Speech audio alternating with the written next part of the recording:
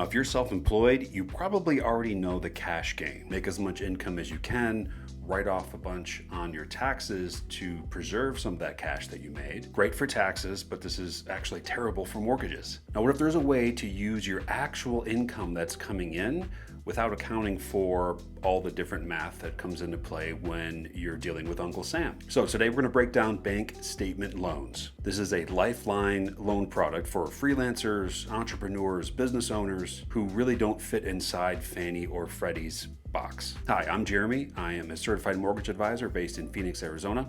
We help empower realtors, educate homeowners and home buyers, and support investors to leverage mortgage and wealth creation by learning how finance works. Thanks for tuning into the video. Hope you enjoy this one. All right, so here's the problem. Traditional underwriting for mortgages, they generally qualify you based on your actual income. That's taxable income. Now, most self-employed borrowers, the objective for them is to make as much money as possible, but also reduce their tax exposure come tax time. So the result is when you do complete your taxes, on paper, you might look like you're broke, but in reality, you're doing very well with your business, with your freelance activities, and there should be, and there is, a finance product available for you that helps underwrite you in a slightly different way in order to get you a mortgage for your primary home, secondary home, or investment property. Now, this is where bank statement loans come in. All right, so first off, what actually is a bank statement loan? Well, you can probably glean from the title that there's probably something to do with bank statements. All this is an alternative form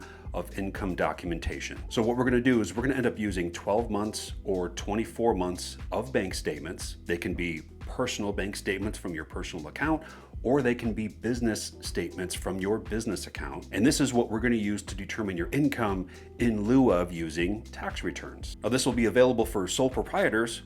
This is where you might use your personal bank statements, but we also can use these for corporations, for LLCs, in which case it's probably going to make more sense to use your business bank statements for those. Now, as a quick example on how this might work, so if we look at 12 months of bank statements, let's say, and you're averaging $25,000 per month in income over the last 12 months, a lot of times, lenders can use a percentage of your gross deposits that are business-related income, and they'll apply what's called an expense ratio to that income. So if an expense ratio is typical in your line of work, in your business, they can apply that haircut to that income, and let's say maybe that's a 50% expense ratio.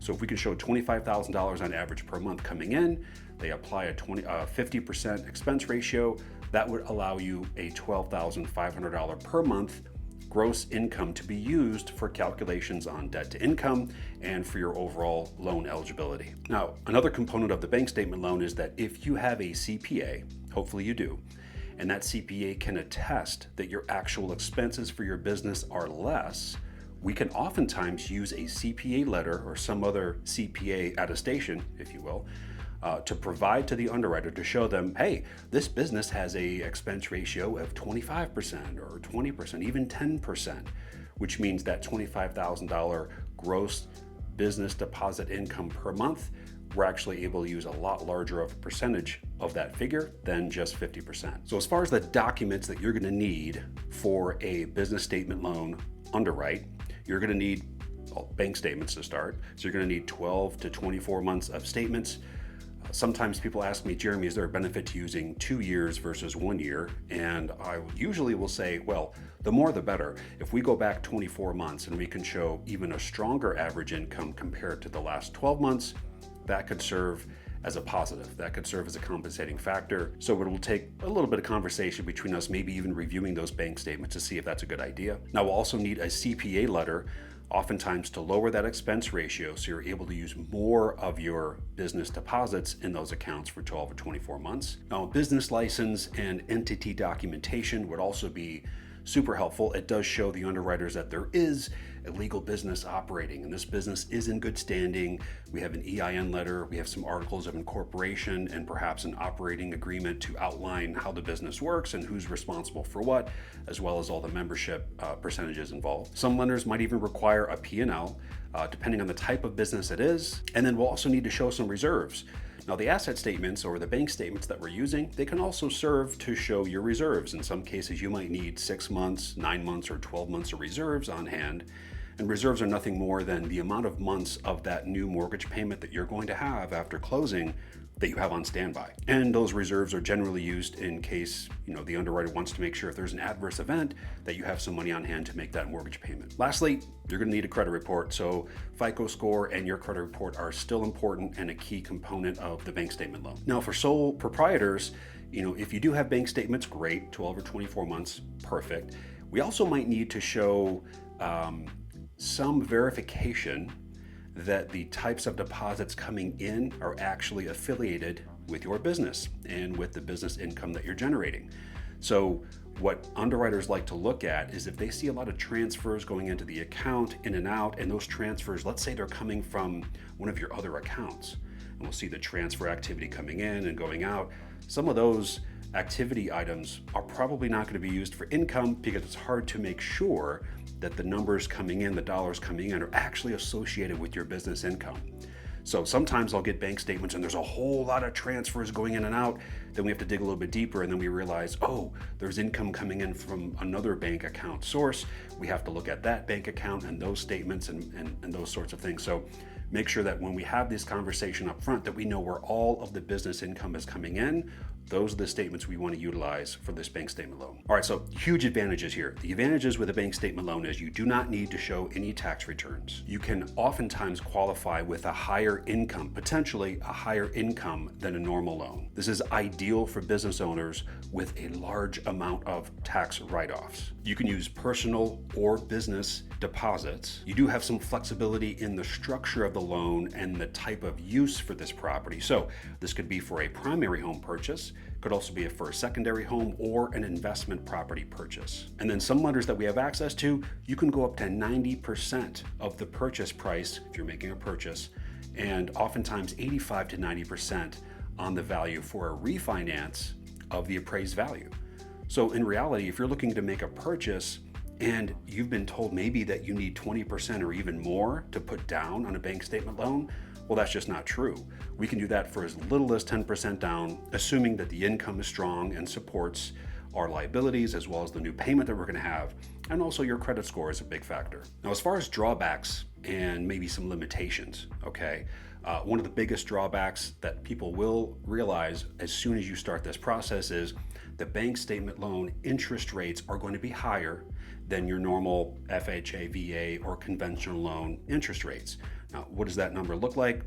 It's variable. It depends on a lot of factors, but if you see an interest rate that's maybe a half a point or a full point higher or more, don't be alarmed. That's fairly typical. This is why it's important to shop around, specific to your bank statement needs. Now, the credit score minimum, a lot of times once you get below 660 to 680, it does get very, very expensive and even more difficult to find a bank statement loan if you're lower than that 660 to 680 threshold. We want to see 700 or 720 or higher. That oftentimes comes with the best rates and the best cost for that rate and much easier loan to close. Now, for reserves, mentioned this prior, but 6 to 12 months of reserves are typically what you're going to look to have on hand, and this could be in that same bank account that you're providing statements for. This could also be in another account, another checking or another savings account, personal or business or otherwise, or even 401ks or money market accounts or any other sort of financial statement would serve.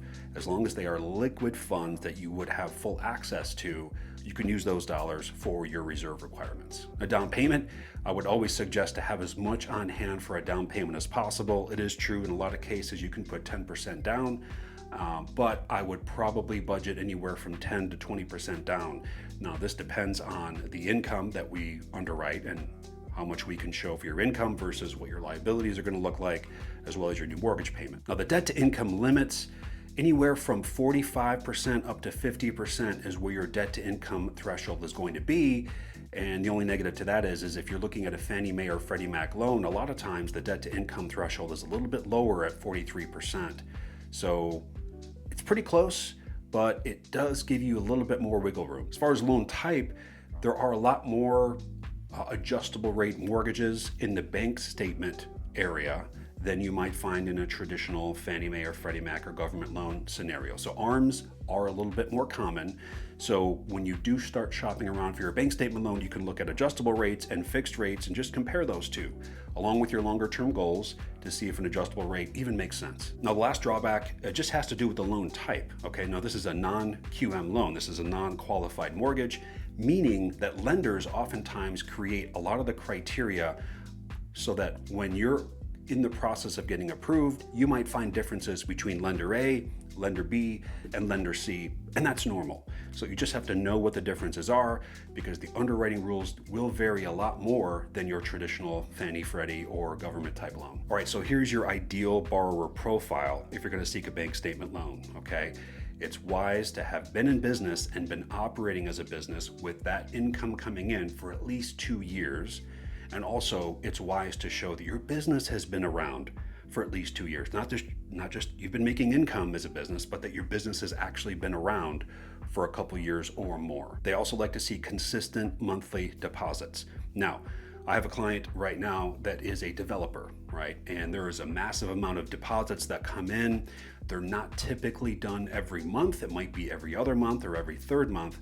But my point is if the deposit schedule, right, if the velocity of that money coming into the account makes sense for the type of business that you're in, that's generally okay. We might have to explain why that dynamic exists if you go a month or two without any significant deposits. But just knowing that ahead of time and having that conversation with us ahead of time, we can usually get in front of those questions before they're asked by our underwriters. Good credit and cash reserves, that's a huge plus for the borrower profile on a bank statement loan. So like I mentioned, credit score is important on this one. We want to make sure we're a little bit higher than the thresholds for government or Fannie Mae or Freddie Mac loans. And then having a good amount of cash reserves on hand is also super important for this loan type. And overall, I would leave this as a takeaway. If your business generates a great amount of income, yet on your tax returns, it doesn't quite reflect the income that's coming in, this could be the exact type of loan that you're going to need for your purchase or refi. Could be a silver bullet for you. So overall, if you're self-employed and you're tired of lenders pushing you around because you're not showing a whole lot of income on your taxes, yet you for sure know that you're bringing in a good amount of income because of your business, this might be your ticket. You can click the link below for a strategy call. I'm happy to dive into some of the bank statement loan specifics, help with some criteria, and even, hey, underwrite some of the numbers and review your bank statements to see if it could be a good option for you. Hope this video was super helpful. Talking about bank statement loans today, it is a really undervalued product in my opinion for both traditional borrowers and investors. I think it's a great tactic to use. If you like this video, please drop a like, drop a comment below if you've tried a bank statement loan in the past, or if you have questions about a bank statement scenario for you. Most of all, please subscribe. Our goal is to keep pushing out content week in and week out that helps empower realtors, advise and consult with investors, as well as home buyers and homeowners, so that you guys can use some finance knowledge to help create wealth for both your generation and generations to come. So thanks so much for tuning into the video, and we will see you in the next one.